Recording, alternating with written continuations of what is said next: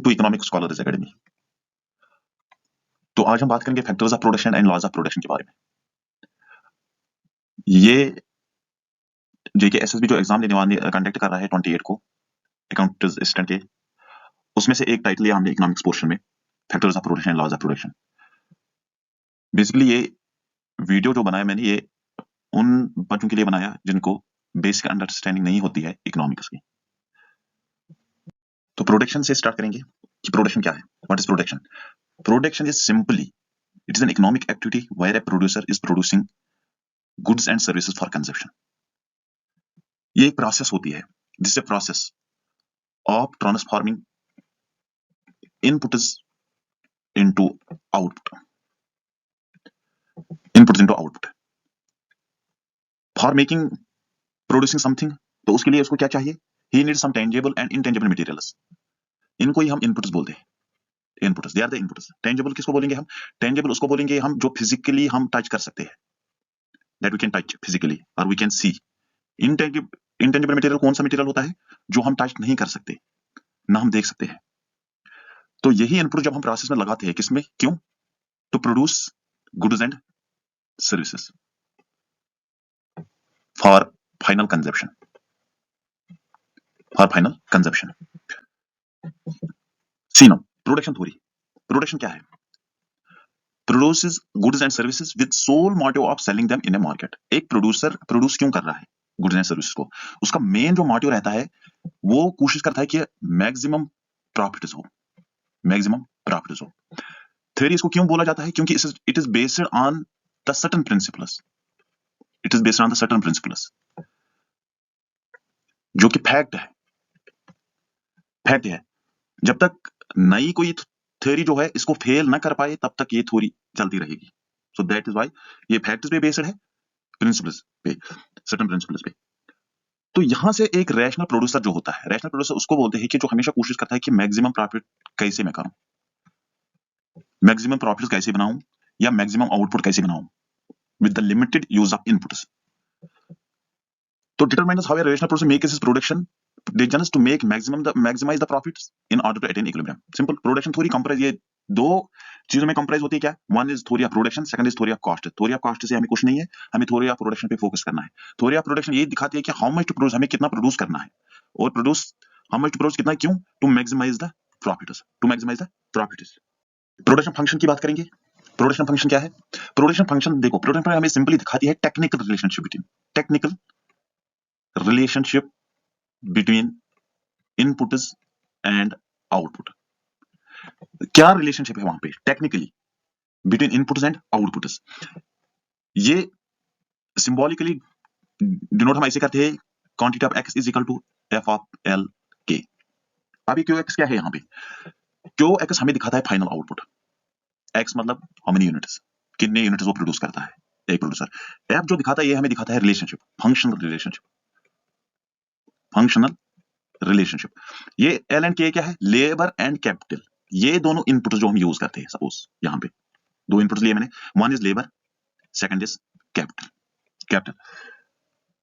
तो production function हमें दिखाती है कि रिलेशनशिप क्या है इन इनपुट्स की with the output, with the output. यहां से पढ़ लो, depict the relationship between inputs used in the production process and final output produced. Second, specifies how much units of different inputs are needed in order to produce maximum output. मतलब हमें कितने input चाहिए, labour के, capital के, कितने inputs हमें जरूरत पड़ेगी इन ऑर्डर टू हम प्रोड्यूस करेंगे मैक्सिमम से मैक्सिमम आउटपुट। एक रैशनल प्रोड्यूसर का यही होता है, यही डिसीजन वो लेता है, वो यही देखता है कि मुझे मैक्सिमम आउटपुट कैसे मैं करूं with the limited use of inputs, labour and capital and other factors of production, जो हम पढ़ेंगे आगे। नंबर सेकंड ये होता है एसोसिएट टेक्नोलॉजी से। टेक्नोलॉजी, सपोज यहाँ पे मैं एक एग्जांपल दे दूंगा, दो प्रोडक्शन फंक्शन ले लूंगा मैं यहाँ पे, आपको ये समझ आएगा। सपोज यहाँ पे 100 यूनिट्स आउटपुट प्रोड्यूस कर रहा है कोई एक producer with 2 units of labour and 2 units of capital.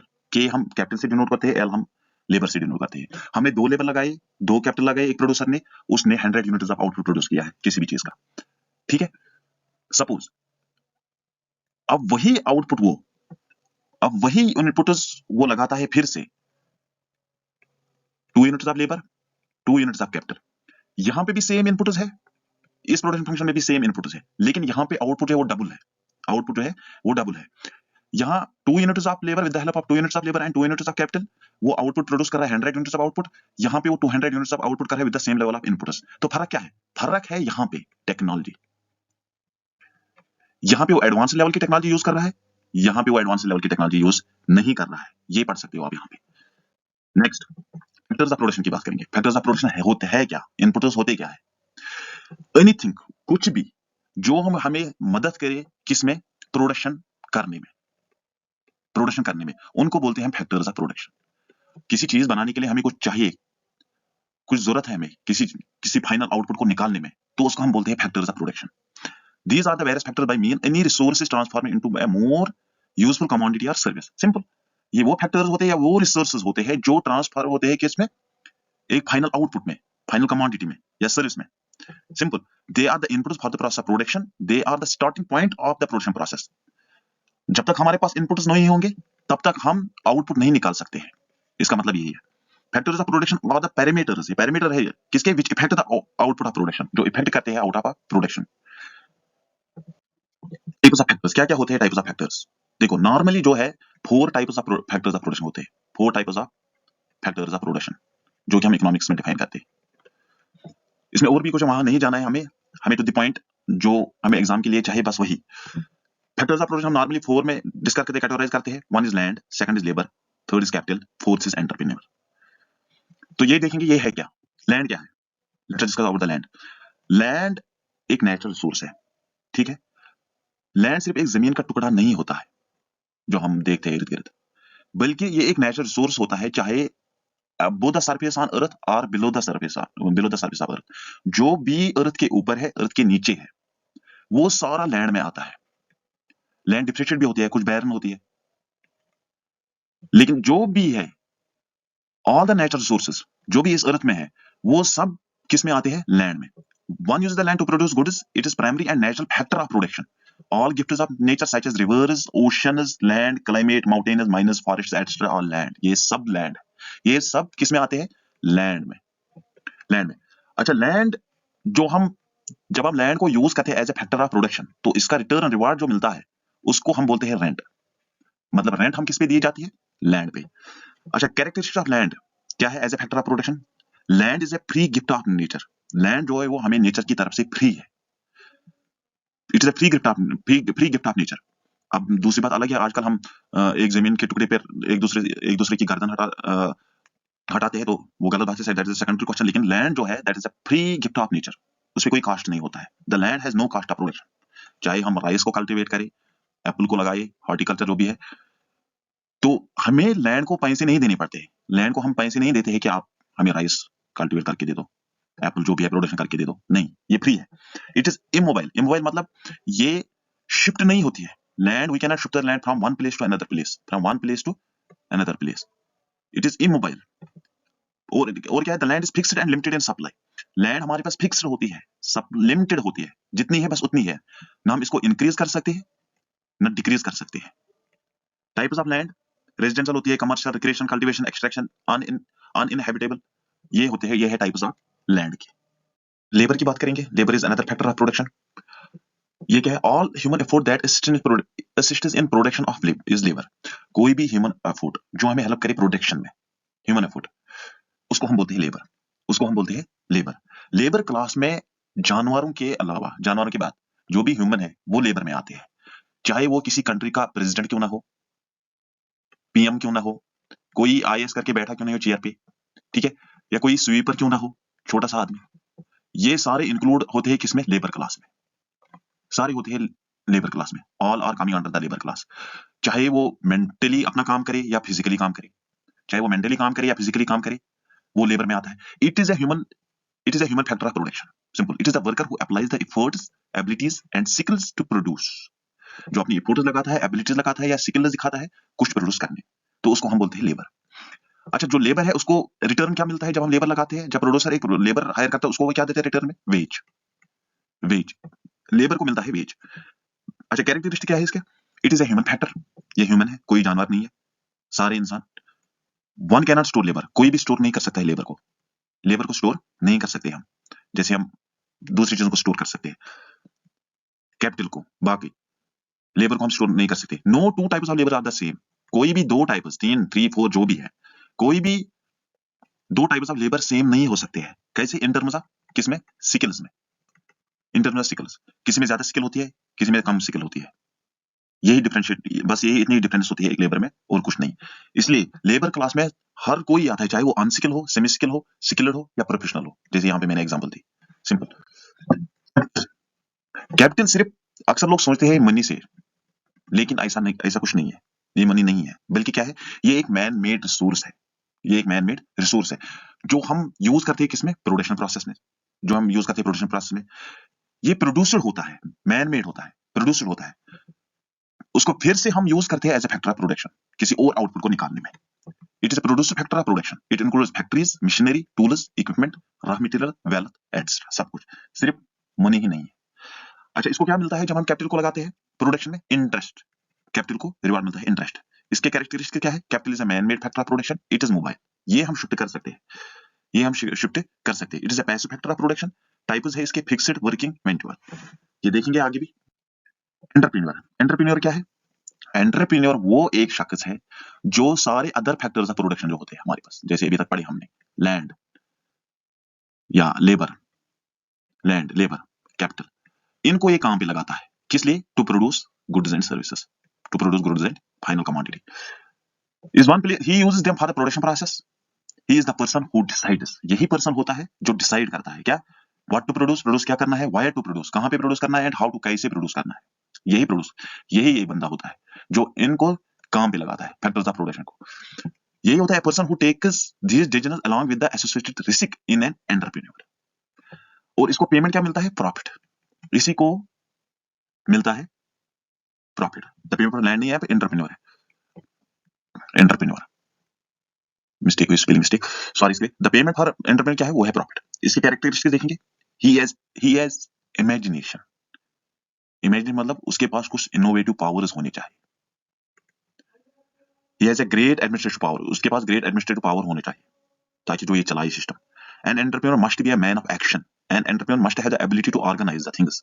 He should be knowledgeable person. He must have a professional approach, तब जाके वो अदर फैक्टर्स ऑफ प्रोडक्शन जो है काम पे लगा सकता है इनको, वरना नहीं।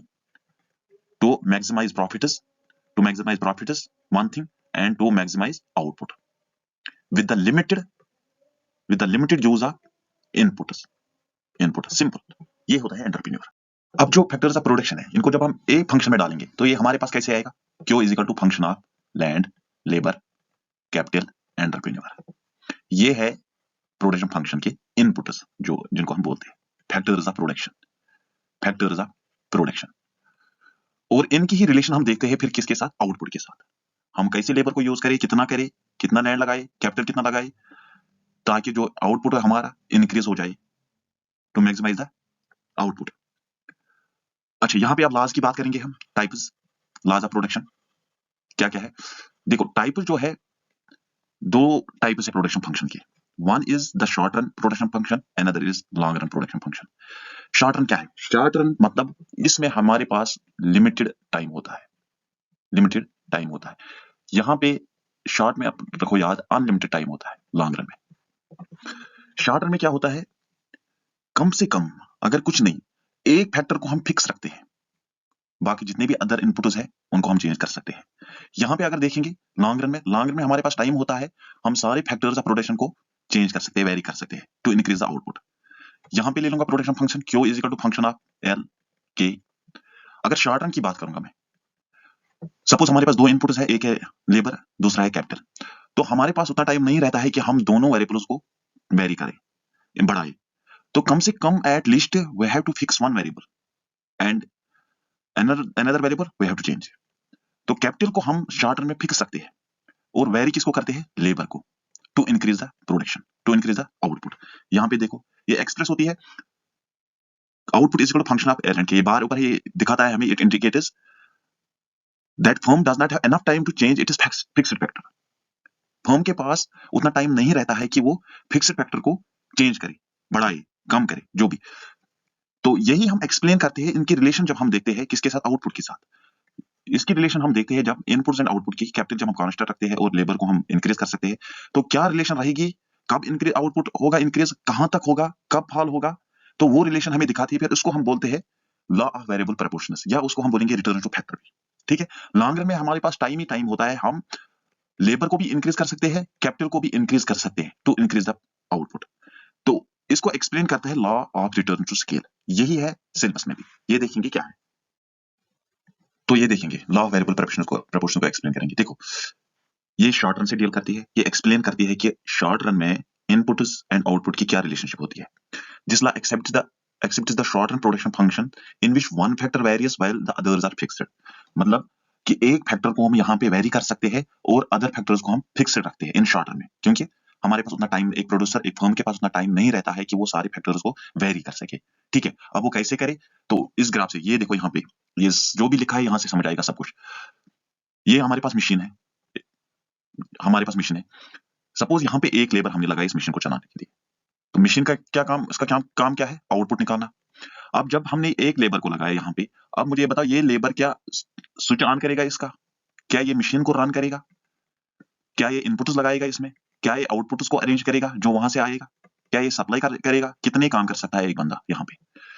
इसकी कैपेसिटी, मशीन की कैपेसिटी बहुत ही ज्यादा है एज कम्पेयर टू एक लेबर, जब हमने एक लेबर लगाया। अब सपोज एक प्रोड्यूसर, इस प्रोड्यूसर ने क्या किया, दूसरा लेबर लगाया यहाँ पे, तो दोनों ने 50-50% शेयर किया है जो भी काम, तो जो आउटपुट इंटेंसिटी है वो बढ़ जाएगी। क्यों, because we have used the second labour as compare to previous one. ठीक है, एज कंपेयर टू जब एक ही लेबर काम करता था, उसके जब हमने दूसरा लेबर लगाया तो यहां पे आउटपुट इंक्रीज हो गया as compare to previous one labour. तो वैसे ही जब हमने थर्ड लेबर को लगाया तो आउटपुट इंक्रीज होगा एज कंपेयर टू प्रीवियस जब हमने 2 लगाए थे। ऐसे ही कब तक, एक टाइम आएगा जब लेबर, यूनिट्स ऑफ लेबर और मशीन की कैपेसिटी जो है प्रोड्यूस करने की वो इक्वल होगी, वो इक्वल होगी। और उसके बाद अगर हम उसके बाद और लेबर लगाएंगे तो धीरे धीरे ये जो मशीन है हमारे पास फिक्स्ड कैपिटल है, मशीन जो है हमारे फिक्स्ड, एक ही मशीन है, सिर्फ हम चेंज कर सकते हैं किसको, लेबर को, सिर्फ चेंज कर सकते हैं लेबर को। आउटपुट को प्रोड्यूस इंक्रीज करने के लिए, आउटपुट को बढ़ाने के लिए हम सिर्फ लेबर को इंक्रीज कर सकते हैं। मशीन जो हमारे पास है वो है फिक्स, वी हैव कैपिटल जो हम यूज करें वो क्या है, फिक्स, एक ही मशीन है हमारे पास। तो एक वक्त ऐसा आएगा जब लेबर जितने भी हमने लगाए और मशीन की कैपेसिटी जो है प्रोड्यूस करने में, आउटपुट को प्रोड्यूस करने में, वो इक्वल हो जाएगी, वो इक्वल हो जाएगी। अगर उसके बाद भी हमने लेबर को इंक्रीज किया, हमने उसके बाद, तो फिक्स्ड कैपिटल जो है वो हमारे पास कम पड़ जाएगा, वो हमारे पास कम पड़ जाएगा, क्योंकि हम लेबर ज्यादा लगाते हैं, हम लेबर ज्यादा लगाते हैं। उतनी इस मशीन की कैपेसिटी नहीं होती है कि ये इसे लेबर सारे जो है यूज कर पाए। तो उससे क्या होगा, आउटपुट जो होता है वो डिक्रीज होता है, वो आउटपुट डिक्रीज होता है। तो वहां पे प्रोड्यूसर जो होता है उसके प्रॉफिट जो होते हैं वो कम होते हैं। नंबर एक, आउटपुट भी क्या होता है उसका, कम होता है। नंबर थर्ड, कॉस्ट जो होते हैं वहां पे वो इंक्रीज होते हैं, उसको बिना वजह वेजेस देनी पड़ती है लेबर को, क्योंकि मशीन के पास उतनी फिक्स्ड कैपिटल जो है, उसके पास उतनी कैपेबिलिटी नहीं होती है कि वो सारे लेबर को हायर कर सके। इसी को हम बोलते हैं प्रपोर्शनस, इसी को हम बोलते हैं प्रपोर्शनस। जब हमने एक लेबर लगाया, फिक्स्ड कैपिटल, फिर 2 लगाए, आउटपुट पे क्या इफेक्ट पड़ा, इसी को बोलते हैं कैपिटल लेबर रेशियो। ठीक है, कैपिटल लेबर को हमने इंक्रीज किया। अब देखो, न्यूमरेटर डिनोमिनेटर, एक मैथमेटिकल टर्म में समझाऊंगा। सपोज हमारे पास यहाँ 10 वैल्यू है कैपिटल और हमने 2 यूनिट्स ऑफ लेबर लगाए, सपोज पहले फर्स्ट लिया हमने, तो रेशो क्या है 10:1। अब हमने सपोज यही कैपिटल 10 2 यूनिट्स ऑफ लेबर लगाए तो रेशो क्या होगा 5:1। फिर सपोज हमने 10 यूनिट सेम यही फिर से 3 यूनिट्स लेबर को बढ़ा रहे हैं हम, तो क्या होगा, रेशो कम होगा, रेशो कम होगा। सिंपल यही केस, इसी को बोलते हैं हम क्या, प्रपोर्शनस, इसी को बोलते हैं हम प्रपोर्शनस। इन प्रपोर्शनस की जो लेबर है और कैपिटल, इनकी क्या रिलेशन है, किसके साथ, आउटपुट के साथ, आउटपुट के साथ। यहां पे भी यही लिखा होगा, देखो, also when you obtain extra output on applying an extra unit of input then the output is either equal to or less than the output that you obtained from the previous unit। ठीक है, पहले बढ़ जाता है, फिर धीरे धीरे कम हो जाता है, फिर एक कांस्टेंट लेवल पे आता है, फिर उसके बाद डिक्रीज होता है when we are using more and more labor। ठीक है, the law of variable proportions concerns itself with the way the output changes when you increase the number of units of variable factor, hence it refers to the effect of the changing factor ratio on the output। ये factor ratio, ये factor ratio। In other words, the law accepts the relationship between the units of variable factor and amount of output in the short term। Simple, this is assuming that all other factors are constant। This relationship is also called returns to variable factor। ये note कर रखना ये points. The last state is that keeping other factors constant, जब हम दूसरे factors को constant रखते हैं, कैपिटल को, लैंड को, और when you increase the variable factor, सिर्फ हम लेबर को वेरी कर सकते हैं, देन द टोटल प्रोडक्ट जो है, पहले वो क्या होता है, increase at the increasing rate, output ज्यादा से ज्यादा बढ़ने लगता है, फिर उसके बाद जब हम फिर से with use of more labour, तो आउटपुट इंक्रीज होता है लेकिन डिमिनिशिंग रेट पे, स्लोली स्लोली, मतलब जो एडिशनल लेबर हम लगाते हैं उसकी जो कंट्रीब्यूशन होती है फिर आउटपुट निकालने में, वो डिक्रीज होती है। टोटल प्रोडक्ट तो इंक्रीज होता है, आउटपुट इंक्रीज होता है, लेकिन एडिशनल लेबर जब हम लगाते हैं, वन दूसरा लेबर लगाया, थर्ड लेबर लगाया, फोर्थ लेबर लगाया, तो एक टाइम आता है कि फोर्थ लेबर इसकी कंट्रीब्यूशन जो होती है किसमें, आउटपुट में वो क्या रहती है, वो स्लोली डिक्रीज होती है, वो स्लोली डिक्रीज होती है। क्यों? क्योंकि जो कैपिटल होता है हमारे पास वो फिक्स रहता है, जैसे ये प्रपोर्शन मैंने सिखाई यहाँ पे, जब हम डिनोमिनेटर को बढ़ाएंगे बढ़ाएंगे तो ये रेशो क्या होता है, इन फॉल होता है, फॉल होता जाता है, एक वक्त आएगा ये जीरो पे जाएगा, एक वक्त आएगा ये नेगेटिव में जाएगा, एंड इवेंचुअली स्टार्ट डिक्लाइनिंग है, फिर डिक्लाइन होता है उसके बाद। तो नेक्स्ट आप देखेंगे इसके एग्जेप्शंस पे बात करेंगे, यहां से क्वेश्चन आ सकते हैं, या प्रीवियस स्लाइड वहां से भी क्वेश्चन आ सकते हैं। एग्जेप्शन क्या है इसकी, इस थ्योरी की लॉ ऑफ वेरिएबल प्रोपोर्शंस की, कि one factor, only one factor is variable while others are held constant, या अगर इतना भी ज्ञानी होगा कोई एंटरप्रेन्योर, एक फर्म, कम से कम एक फैक्टर तो कांस्टेंट रखना पड़ता है उसको, क्योंकि उसके पास उतना टाइम नहीं होता है, फर्म के पास उतना टाइम नहीं होता है कि वो वेरी कर सकते हैं इनपुट्स को, सारे इनपुट्स को। All units of variable factor are homogeneous, सारे वेरिएबल फैक्टर के, ठीक है ना, एक है कांस्टेंट दूसरा है वेरिएबल फैक्टर, यहाँ वेरिएबल फैक्टर की बात हो रही है। वेरिएबल फैक्टर कौन सा है हमारे पास, लेबर, मतलब लेबर जो होते हैं वो होमोजेनियस होते हैं, होमोजेनियस मतलब आइडेंटिकल, आइडेंटिकल मतलब वो डिफरेंशिएट हम नहीं कर पाएंगे, हम इनको डिफरेंशिएट नहीं कर पाएंगे, लेबर को हम डिफरेंशिएट नहीं कर पाएंगे। अगर सिकल है सारे, तो सारे लेबर है वो सिकल होंगे, अनसिकल है तो सारे लेबर अनसिकल होंगे। तो इसका मतलब ये है, there is no change in technology, technology में कोई चेंज नहीं आएगी, जैसे फर्स्ट स्लाइड में मैंने बताया था, टेक्नोलॉजी सेम रहती है। It is possible to vary the proportions, हाँ प्रपोर्शंस पॉसिबल है, कैपिटल कांस्टेंट है, लेकिन लेबर को हम इंक्रीज डिक्रीज कर सकते हैं, हम बढ़ा भी सकते हैं, कम भी कर सकते हैं। The products are measure in physical units, जो भी आउटपुट है वो हम मेजर कर सकते हैं यूनिट्स में, कितना निकला है, इन क्विंटल्स, टन्स, एक्स्ट्रा जो भी है। अच्छा, इसको समझने के लिए लॉ ऑफ वेरिएबल प्रोपोर्शंस को अच्छे से हमें इनकी जरूरत पड़ती है। वन इज टोटल प्रोडक्ट, कितना प्रोड्यूस करते हैं, एक फर्म कितना प्रोड्यूस करती है with the units of labour and capital inputs. दूसरा की marginal product, and third one is average product, and third one is, देखो हमारे पास जो प्रोडक्शन फंक्शन होती है वो क्या है, Q is equal to function of L and K. K को हमने कैपिटल क्या रखा है, हमने कैप कांस्टेंट, मतलब सपोज हमारे पास कैपिटल है 50 यूनिट्स, ये हमेशा कांस्टेंट रहेगा 50-50, किसमें, शॉर्ट टर्म में, शॉर्ट टर्म की बात कर रहा हूँ, लॉ ऑफ वेरिएबल प्रोपोर्शंस की बात कर रहे हैं, ठीक है। तो हम सिर्फ वेरी क्या कर सकते हैं, लेबर को बढ़ा सकते हैं, क्यों, क्योंकि आउटपुट को बढ़ाना है, आउटपुट को बढ़ाना है, ये आउटपुट है, ये लेबर है, ये एवरेज प्रोडक्ट है, ये मार्जिनल प्रोडक्ट है। अच्छा ये टोटल प्रोडक्ट क्या है, टोटल प्रोडक्ट ये है आउटपुट, ये आउटपुट।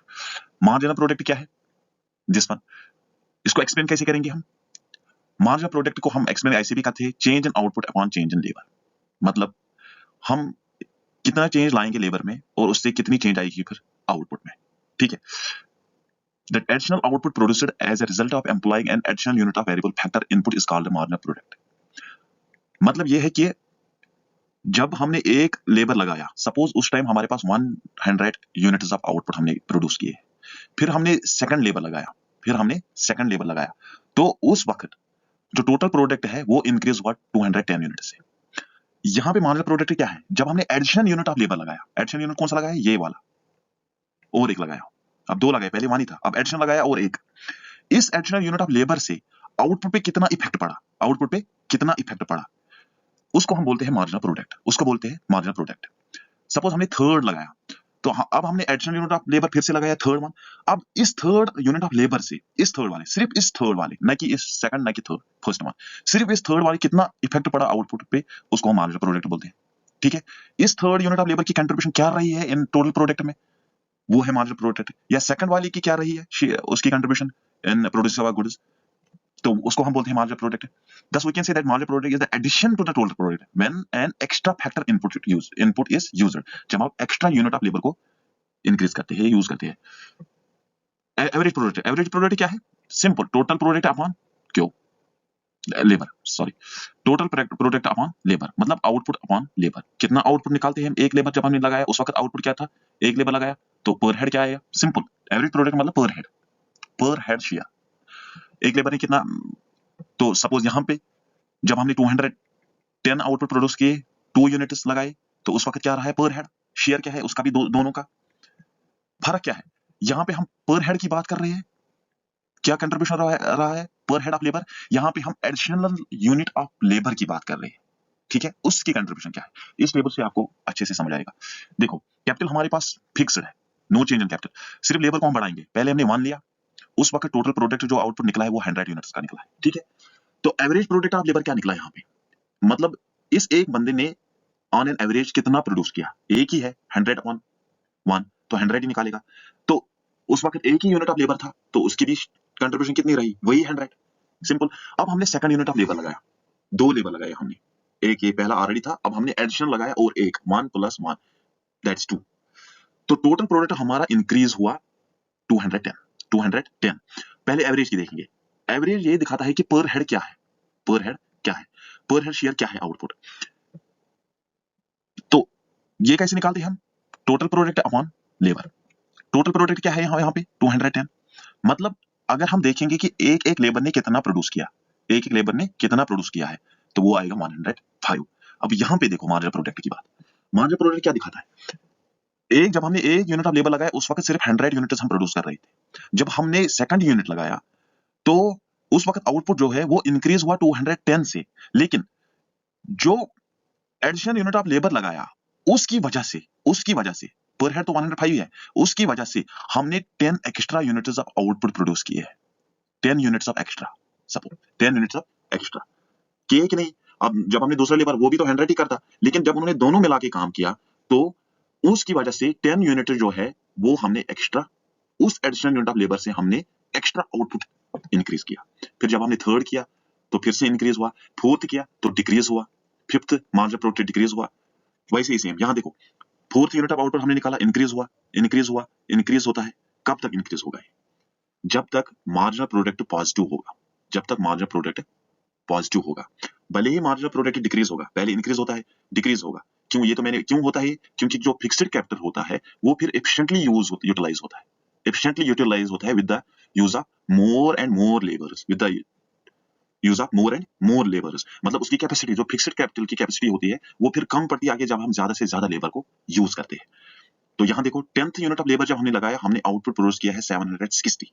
तो एवरेज प्रोडक्ट, एक लेबर पर हेड लेबर, एक लेबर की कंट्रीब्यूशन क्या रही है? 76 into 10 वो हो गया 76। लेकिन उस एक यूनिट जब हमने 10th वाला लेबर हमने लगाया तो उस वक्त उसकी वजह से, सिर्फ उस 10th यूनिट ऑफ लेबर की वजह से आउटपुट जो इंक्रीज हुआ वो सिर्फ 10 हुआ, वो सिर्फ। अब इसके बाद जब हमने फिर से 11th यूनिट ऑफ लगाया तो इसकी रिजल्ट से इसका क्या इफेक्ट पड़ा आउटपुट पे? वो माइनस हुआ, कम ही निकला है, कोई इफेक्ट नहीं पड़ा। क्योंकि यहाँ पे फिक्स्ड फैक्टर जो है, फिक्स्ड फैक्टर जो होता है वो कंप्लीटली यूटिलाइज होता है। अब वो लेबर को यूज नहीं कर सकता ज्यादा से ज्यादा। अब जो भी है वहां पे सिर्फ हमारी कास्ट्स इंक्रीज होते हैं, हमें खाली वेजेस देने पड़ते हैं। टोटल प्रोडक्ट जो होता है वो इंक्रीज नहीं होता है बल्कि फॉल होता है, बल्कि फॉल होता है। नेक्स्ट भी देखो ग्राफ पे, दिस ग्राफ, ये ग्राफ कहां से आया? ये जो टेबल लास्ट स्लाइड में हमने देखा था वही से। पहले ये करो, देखेंगे ये कौन सी कर्व है? टोटल प्रोडक्ट, टोटल प्रोडक्ट मतलब total output, function of labour and capital, simple. ये क्या है? ये है एवरेज प्रोडक्ट, जो कि टोटल प्रोडक्ट है अपॉन एल के बराबर होती है। ये कर्व मार्जिनल प्रोडक्ट है, change in output upon change in labour, ठीक है। ये एक्सिस जो है ये यूनिट्स ऑफ लेबर हमें दिखाती है, और यहां से हम मेजर कर रहे हैं total product, average product and marginal product, तीनों को। इसमें 3 स्टेजेस होते हैं, first stage, second stage, third stage. ये स्टेज फर्स्ट है, ये स्टेज सेकंड है, दिस इज थर्ड स्टेज। इस स्टेज को हम इंक्रीजिंग रिटर्न्स भी बोलते हैं, इंक्रीजिंग रिटर्न्स। इसको हम बोलते हैं डिमिनिशिंग रिटर्न्स, सेकंड स्टेज को डिमिनिशिंग रिटर्न्स। इसको हम बोलते हैं थर्ड स्टेज को नेगेटिव रिटर्न्स भी। यहां से क्वेश्चन पूछे जाते हैं आराम से, इसमें एक या दो क्वेश्चन जरूर आएंगे in any how. Increasing return, diminishing return, negative return, ये समझ लेना अच्छे से।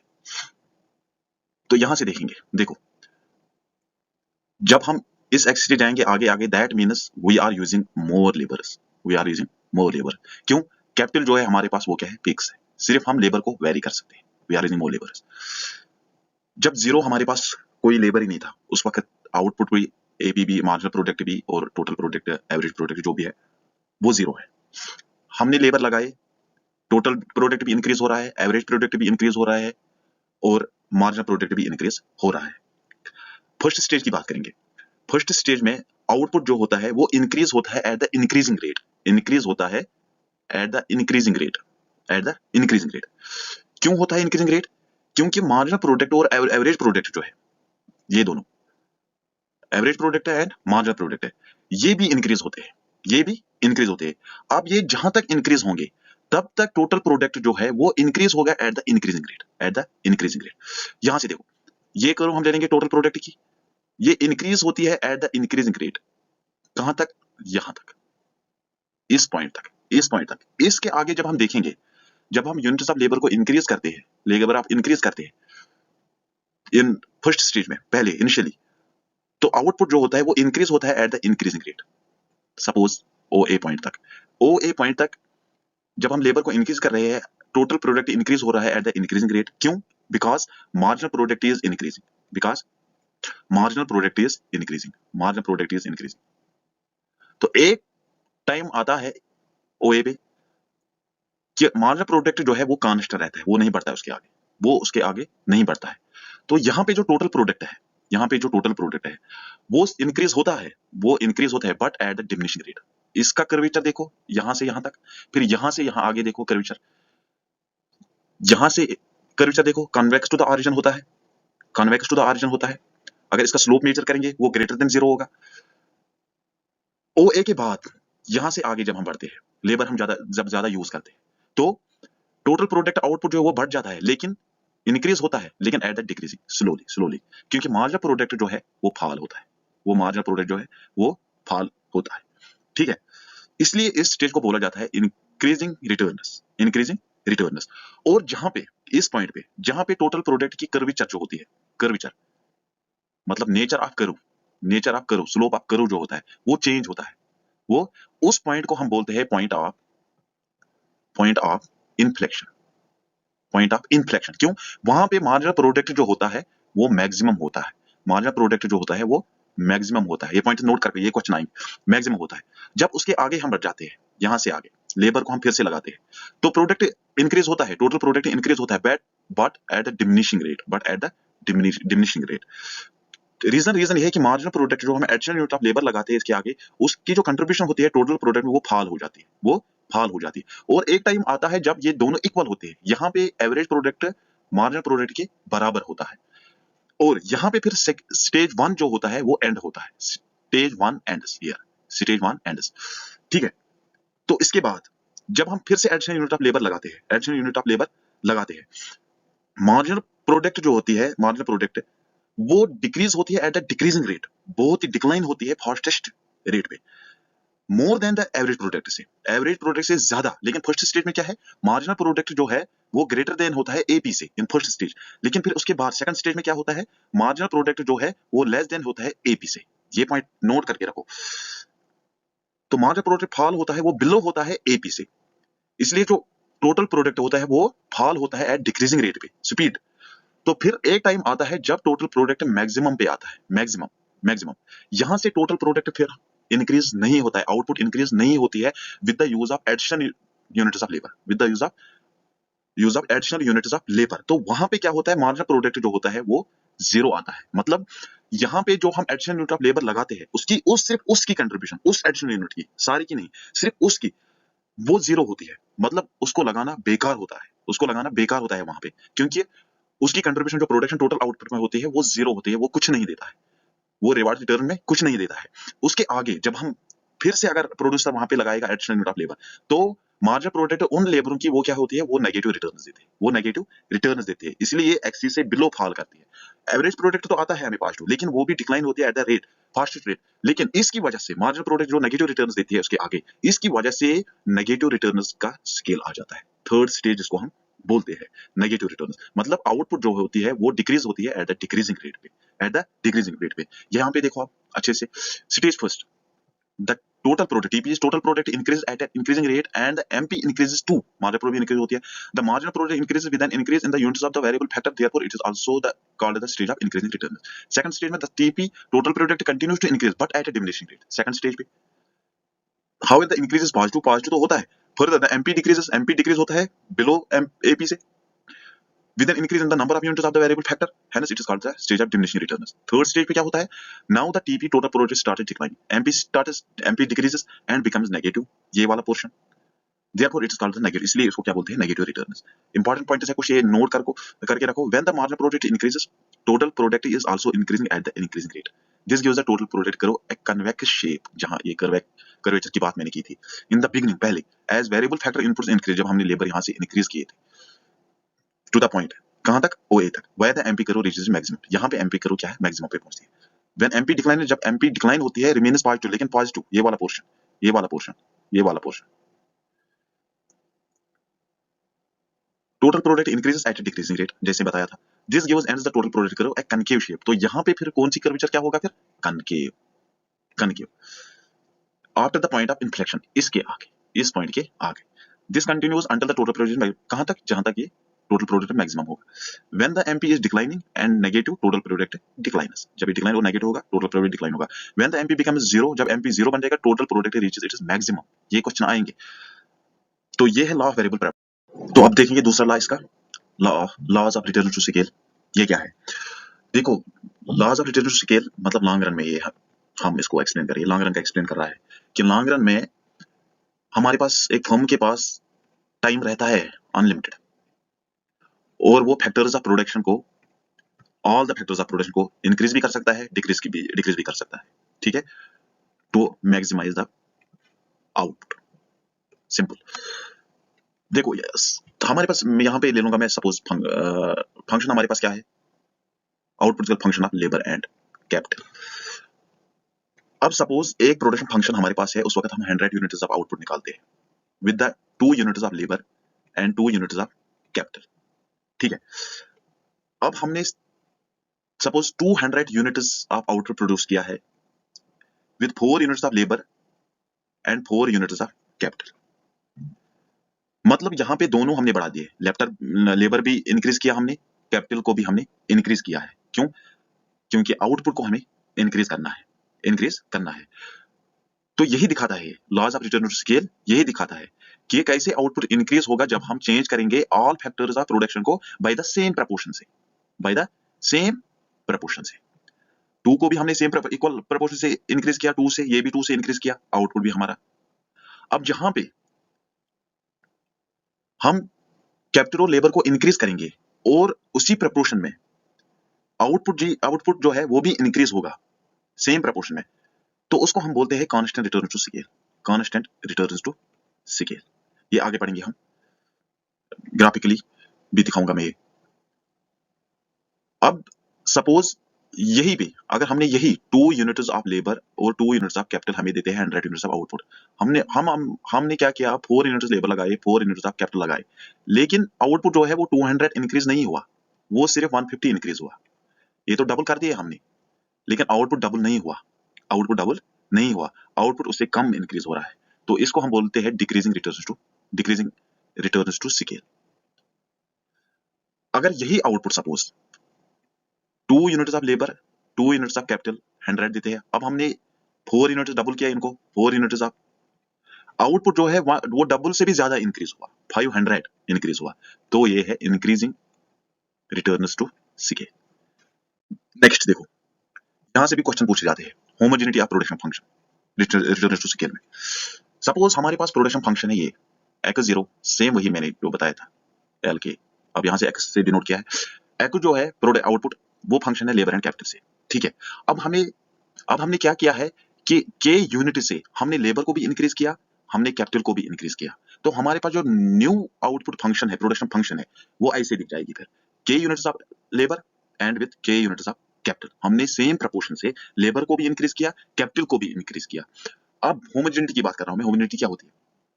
अब सपोज हम इस k को, ये जो k यूनिट से हमने इंक्रीज किया इनको, अगर हम इसको फैक्टोरेट आउट करेंगे, दैट मीन्स इस k को बाहर निकालेंगे ब्रैकेट से, एक कॉमन फैक्टर बनाएंगे, एक कॉमन, मतलब अगर ये k इसको कॉमन लेंगे l k, ये इसके फिर से वही बन जाएगी k इंटू के एल, k कोई फर्क नहीं पड़ेगी, कॉमन किया हमने फैक्टोराइड। तो न्यू आउटपुट जो होती है, न्यू आउटपुट जो हमारे पास प्रोडक्शन बन जाएगी फिर उसके बाद can be express as a function of k। वो कैसे हो जाएगी फिर? ऐसे x star is equal to k power of v function of l k। New output production function जो बन जाएगी वो होगी function to depend on one is k unit से जो हमने लेबर और कैपिटल को इंक्रीज किया था, और लेबर एंड कैपिटल। अगर हमारे पास फैक्टोरेट आउट करने के बाद हमारे पास ये प्रोडक्शन फंक्शन जो है एल एंड के, इसके बगैर सेम आएगी वही जो इनिशियल हमारे पास थी, जो इनिशियल हमारे पास प्रोडक्शन फंक्शन थी, तो दैट मीन्स ये होमोजीनियस है, प्रोडक्शन फंक्शन जो है वो होमोजीनियस है। अगर वो सेम नहीं होगी, इनिशियल लेवल जो production, initial level of output की फंक्शन जो थी और ये नई वाली, अगर ये सेम नहीं होंगे तो उसको हम बोलेंगे फिर नॉन होमोजीनियस, उसको बोलेंगे हम non homogeneous. If k can be factored out, that is may be taken out of bracket as a common factor, then the new level of output function can be expressed as a function of k to any power of v। कोई भी power होगा इस पे, ये मैं यहाँ पे करता, लेकिन यहाँ पे आपको जाने की जरूरत नहीं है, आपको सिर्फ मेन चीज याद रखनी है।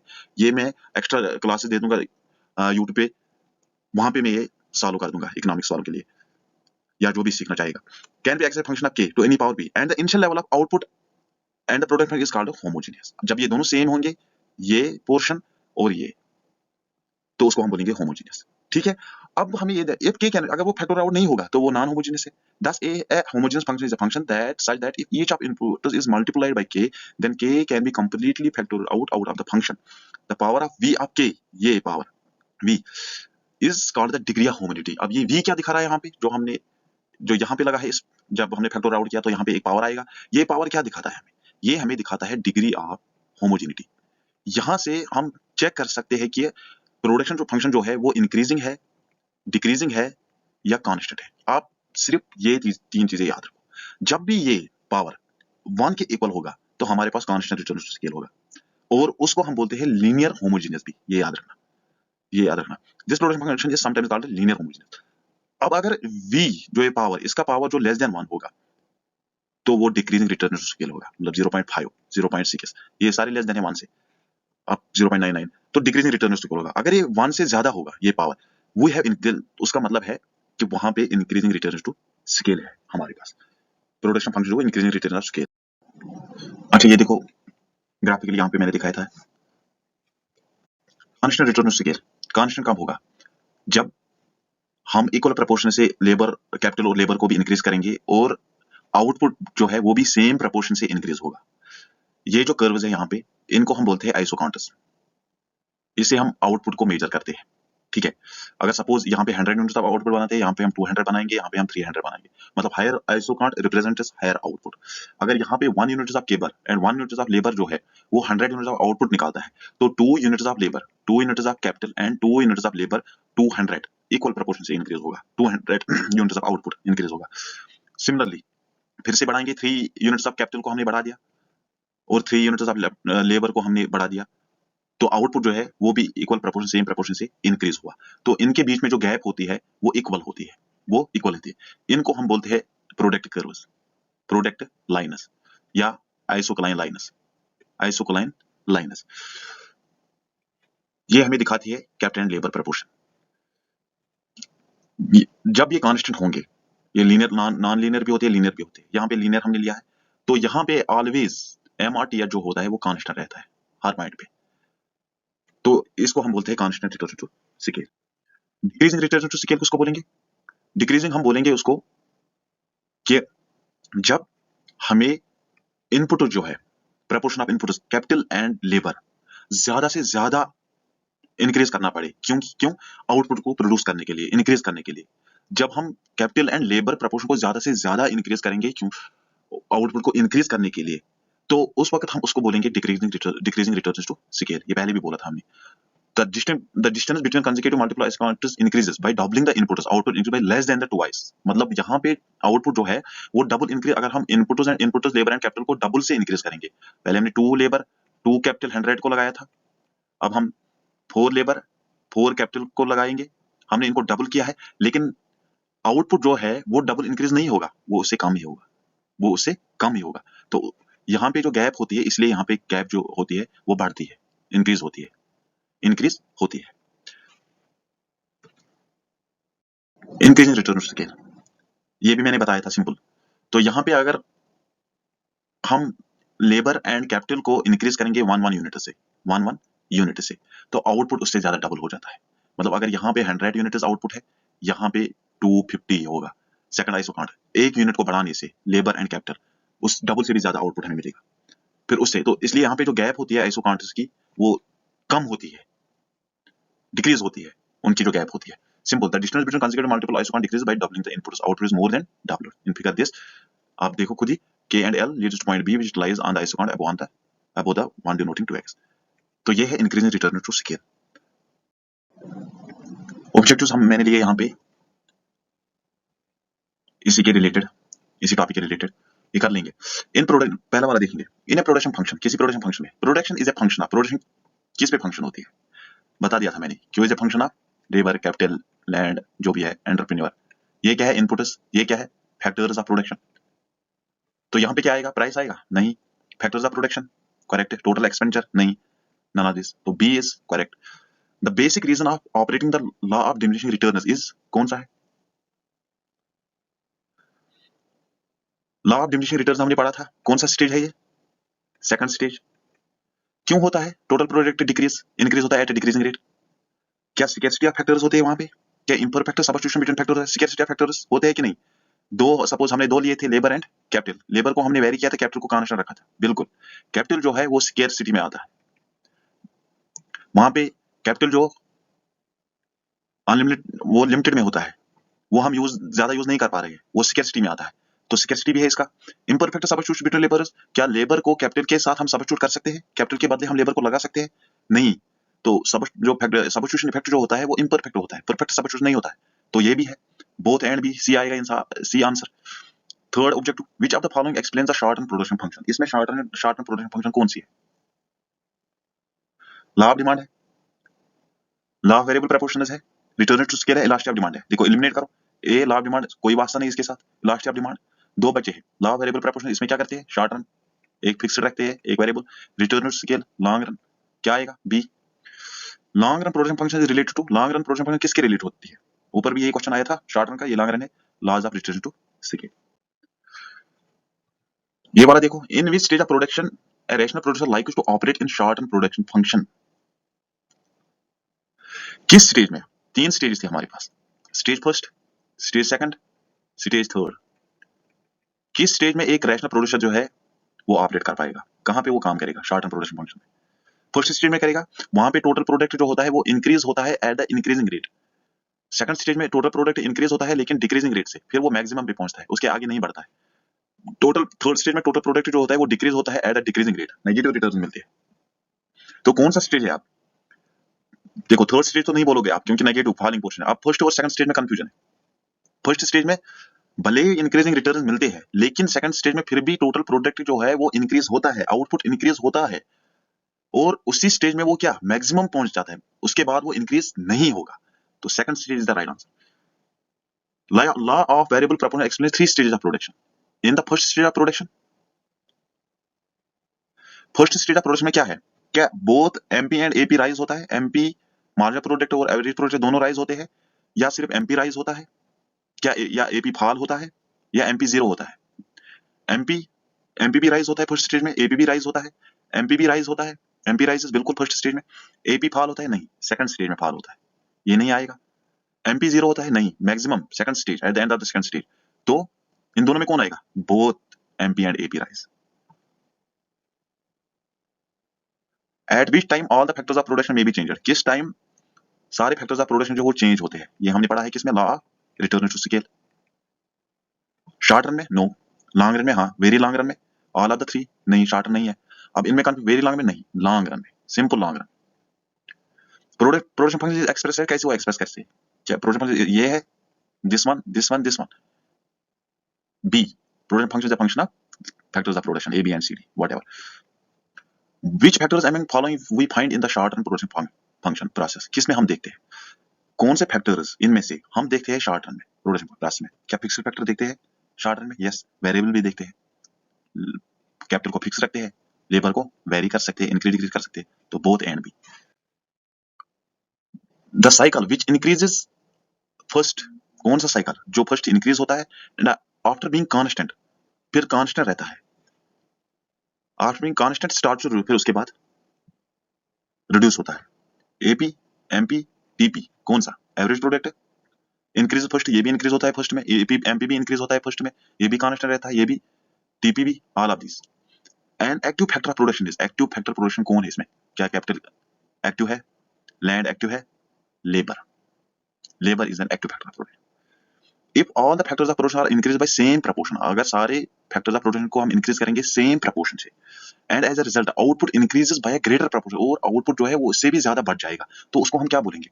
कांस्टेंट रिटर्न उसके बोलेंगे? नहीं, उसमें जितना हम फैक्टर्स ऑफ प्रोडक्शन को इंक्रीज करेंगे उसी प्रपोर्शन में भी आउटपुट इंक्रीज होता है। अगर फैक्टर्स ऑफ प्रोडक्शन डबल करेंगे आउटपुट भी डबल होगा, नहीं। डिक्रीजिंग रिटर्न स्केल क्या इसमें होगा? अगर इनपुट को हम सेम प्रपोर्शन से इंक्रीज करेंगे लेकिन आउटपुट जो है वो इस प्रपोर्शन से इंक्रीज नहीं बल्कि डिक्रीज होता है, कम आउटपुट निकलता है, तो ये भी नहीं आएगा। ऑल ऑफ दिस नहीं, नन ऑफ दिस। अच्छा ये data shows the overall output generated as a given level of output, क्या दिखाती है ये इसमें? कास्ट फंक्शन दिखाती है? नहीं। प्रोडक्शन फंक्शन, आइसो कास्ट भी नहीं, ये भी नहीं, प्रोडक्शन फंक्शन। ये देखो, the marginal product curve is above the average product curve, marginal product curve जो है वो अबव है, किसे? एपी से। व्हेन एवरेज प्रोडक्ट इज, जब एवरेज प्रोडक्ट क्या होगा बोलो? Increase, average product is increasing, decreasing या कांस्टेंट? किस स्टेज में था ये? किस स्टेज में एमपी जो है वो लाई करता है above average product? First stage. उस वक्त एपी इंक्रीज होता है या decrease? Increase. At the point of inflection the marginal product is, जब point of inflection, point of inflection जब टीपी कर्व का कर्वेचर चेंज होता है उस वक्त एमपी क्या होता है? एमपी क्या होता है? Maximum. During during second stage of law of diminishing returns, second stage में क्या होता है? MP and TP is maximum, क्या एमपी और टीपी मैक्सिमम है? MP and AP are decreasing, क्या वो डिक्रीज होते हैं? एपी क्या नेगेटिव होता है? ये भी नहीं है, ये भी नहीं है। सेकंड स्टेज की बात कर रहा है, क्या मैक्सिमम है? नहीं, एमपी फर्स्ट स्टेज में मैक्सिमम होता है, MP and AP are decreasing. तो ये हो गया हमारा आज का। इस वीडियो को देखो अच्छे से, शेयर कर लो, लाइक कर लो और इस चैनल को सब्सक्राइब कर लो। तो इसके बाद मैं प्राइसिंग पे जो है वो पहले ही मैं ले आता वो वीडियो, लेकिन वहां पे कुछ टर्म्स ऐसी है जो समझ नहीं आएंगी जब तक आपको ये समझ नहीं आए, प्रोडक्शन फंक्शन का कंसेप्ट थोड़ा सा बेसिक पता कुछ होता। तो thank you, all the best.